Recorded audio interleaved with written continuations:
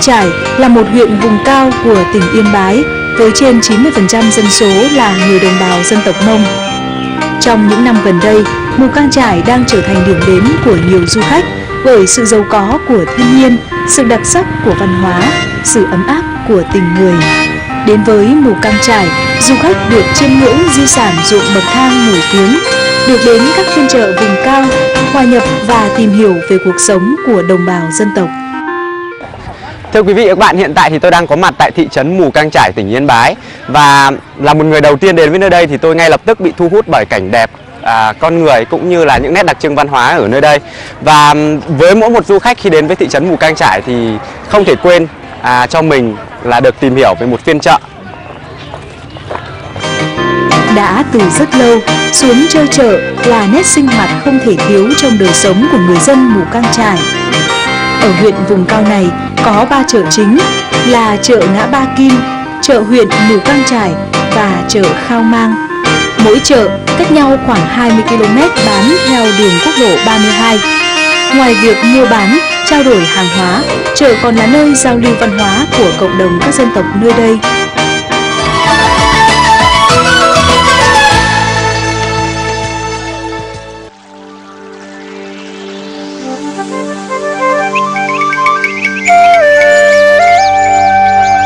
Chào chị ạ. Vâng, hôm nay chị đến đây để mua đồ gì đấy ạ? Dạ, em đang đi mua một ít muối. Dạ vậy ạ. Dạ. Chị tên là gì đấy ạ? Em tên là Máy ạ. Vâng, chị tên đầy đủ là gì ạ? Em là Sùng Thị Máy. Chị Máy, hôm nay là em là người miền xuôi lên đây ạ.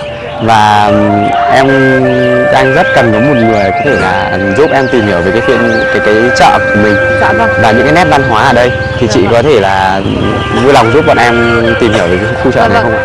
Em rất hân hạnh ạ.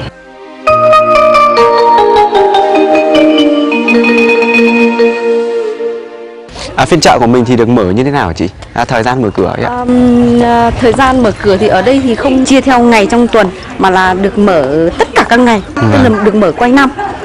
Các dân tộc ở đây thì có bao nhiêu dân tộc đến tập trung ở cái chợ này ạ? Ở huyện Mù Cang Chải ấy, thì thực ra là cũng nhiều dân tộc nhưng hầu như là dân tộc Mông là dân tộc chiếm đa số, chiếm hơn 91%. Vâng, bây giờ chị có thể dẫn em đi một vòng quanh chợ để tìm hiểu về những cái nét đẹp đấy không? Mời anh vào trong hai gian hàng này. Những cái sản phẩm như thế này là đồ ở trên mình đúng không ạ? Vâng, cái này là người Mông cũng như người Thái đều dệt được, nhưng hầu như là người Thái dệt sau đó là mang ra ngoài này bán để làm phụ trang cho các cho trang phục. Những cái bộ trang phục giống như là của chị mặc như thế này. Vâng. Ví dụ như là chúng ta sẽ thắt ở đây. Cái dây đây là được thắt ở đây. Vâng. Hoặc là thắt cả thắt lưng nữa. Vâng. Rất là đẹp đúng không ạ? Sẽ có một sự kết hợp rất là đẹp. Em thấy ở đây có rất là nhiều những cái vòng này, thì không biết là những cái vòng này thì được làm từ cái chất liệu gì ạ? Cái vòng này thì thực ra được làm bằng nhôm và đồng là chủ yếu. Thế còn nếu mà nhà nào mà có điều kiện ấy thì là mình sẽ sử dụng bạc.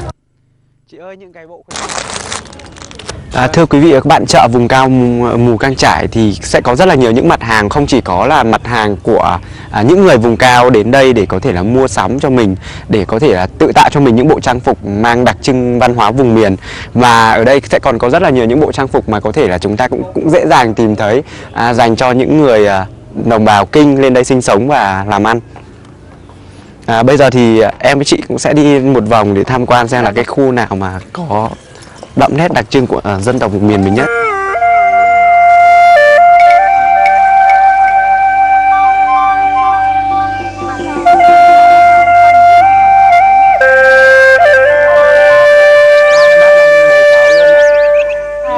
Và những cái túi mà mình được làm như thế này thì mình lấy ở đâu ạ? Thời dân ở đây họ làm. Thế ạ. Những cái túi như thế này thì bán để điện thoại ngày xưa ấy mà. Thế ạ. Đây là cái gì hả bác? Cái điệu của trẻ con. Dạ, cái điệu. Cái này thì được bán như thế nào ạ? Bán 400. Thông thường như là để làm ra một cái sản phẩm như thế này thì mình sẽ mất khoảng bao nhiêu ngày hả bác? Cái này 10 ngày. Văn như thế này thêu chắc là rất là khó đúng không ạ? Khó chứ. Ai có bảo huyện đấy nhưng mà ít người biết làm. Dạ vâng. Cháu cảm ơn bác ạ. Vâng ạ. Chợ để làm gì đấy ạ? Nó cái tổ office thì sao này? Office làm tổ si casiya. Các anh ấy nói là các anh ấy đi tập huấn và muốn tranh thủ khi tập huấn thì là muốn ra chợ để thăm chợ thôi. Vâng.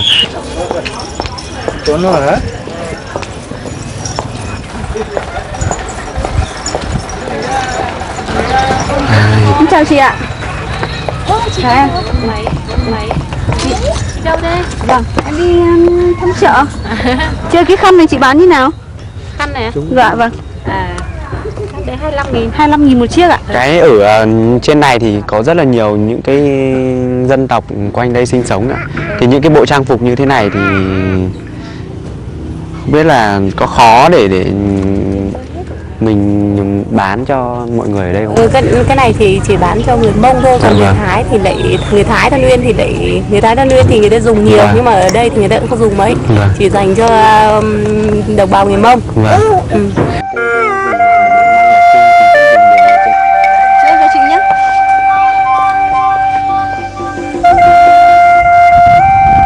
Bây giờ thì chị em mình sẽ đi đâu ạ chị?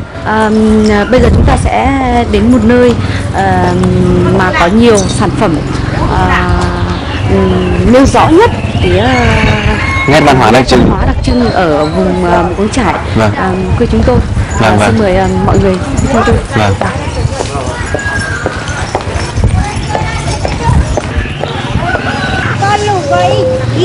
Đây chính là những cây rau mà cũng như là quả mà do chính là người dân ở đây trồng sản xuất ra.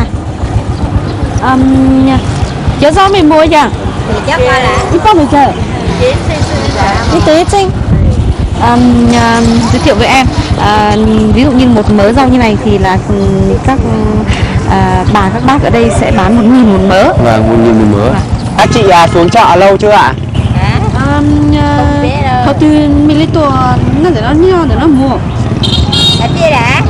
Tên nó đã xuất hiện rồi. Xin nhắn lúc nó thì Lúc đó thì trong tính xuất hiện rồi, đợt thứ nó sẽ cho trượt tình gì. về nhau từ Về nhà chị cũng nhà. Chị có nói là 6 giờ chị xuất phát từ nhà, thì là tầm khoảng 9 giờ đến chợ. Chị đang làm gì đây ạ? Lòng váy. Lòng váy. Để làm ra một cái váy như thành phẩm mà như các chị đang mặc ở trên người ấy thì mất khoảng bao nhiêu lâu ạ? Không biết tính. Nhìn nung coi ta giờ ô lo ít lấy ta ô coi thì tăng phía trước hơi lấy lo ít lấy ta nào Ít dùng đi mất khoảng 1 năm. 1 năm mới được một cái váy như này ạ? Ít dùng thì giọt xuống chai thì ô lọc tượng. Các chị bảo là bao giờ cứ sau Tết là bắt đầu làm thì đến Tết năm sau lại mới được mặc. 1 năm để làm ra một cái váy như thế này ạ. Vậy thì nếu mà như bán cái váy như thế này thì với giá bao nhiêu ạ? Bán này 1 triệu. 1 triệu một cái váy đấy ạ? 1 triệu. Rồi em cảm ơn các chị nhiều lắm ạ. Đây cháu mèo.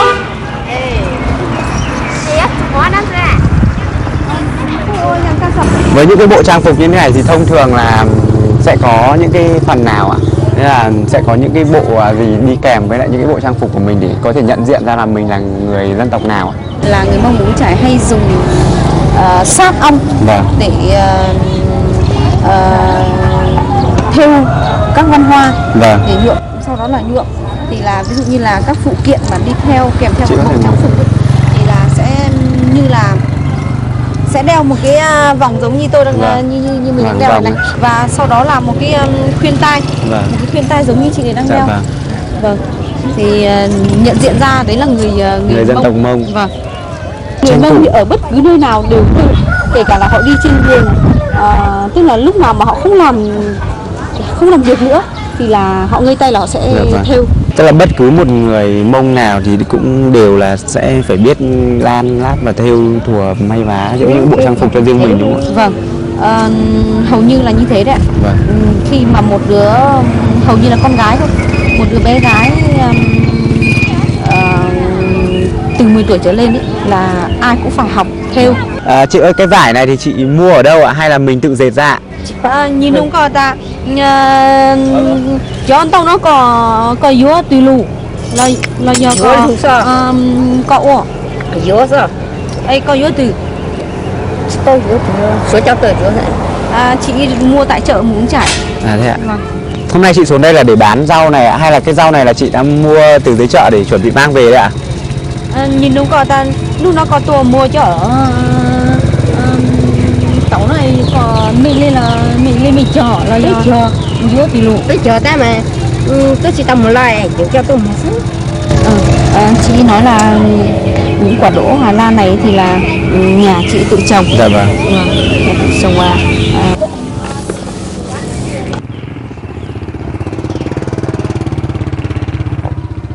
Đây là chị ơi, lên đây nhé chị nhé. Em chào chị ạ. Chị ơi, khăn này thì chị bán thế nào ạ? Cái này một quận người. Len này chị lấy ở đâu hả chị? Nhật từ Nhật Độ sang. Cái len này thì thường thường mình sẽ dùng để đan làm gì? Để thao váy này. Thao váy. Liên này để thao váy. Váy này bán bao nhiêu em? Cái váy này 45.000 45.000 một chiếc à? Trẻ con đúng không? Thế còn cái váy người lớn này? Cái này 80 à? Vải này là chị tự làm ra hay là chị đi lấy ở đâu đấy ạ? Cái vải này mình mua về xong là mình mới tự làm không này. Vâng. Ra những cái họa tiết này là mình làm. Mình tự làm, tự thao. Mất khoảng bao nhiêu thời gian để chị có thể là hoàn thành ra những cái họa tiết đẹp mắt như thế này ạ? Trong vòng 1 năm. 1 năm ở đây em thấy có rất là nhiều này thì chị phải mất rất là nhiều năm để làm cái này. Chị mất khoảng bao nhiêu lâu để có thể là mang được những bức này, những cái bộ trang phục này từ nhà đến đây? Ở đây à? Ở đây thì chỉ đi tầm khoảng 5 phút đi xe. Nhà chị cũng gần đây đúng không ạ? Vâng. Thông thường thì một ngày mình có bán được nhiều những cái bộ trang phục như thế này không? Cái này ít khi bán được.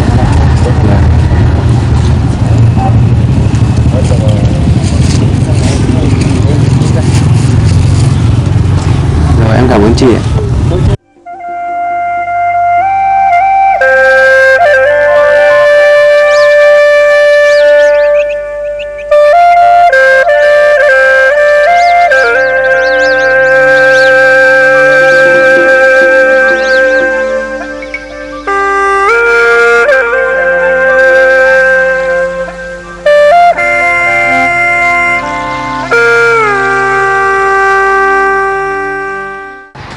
Tạm biệt phiên chợ vùng cao, tạm biệt với những người dân tộc Mông hiền lành chất phác. Chúng tôi hy vọng rằng sẽ có một dịp được quay trở lại nơi đây vào một ngày gần nhất.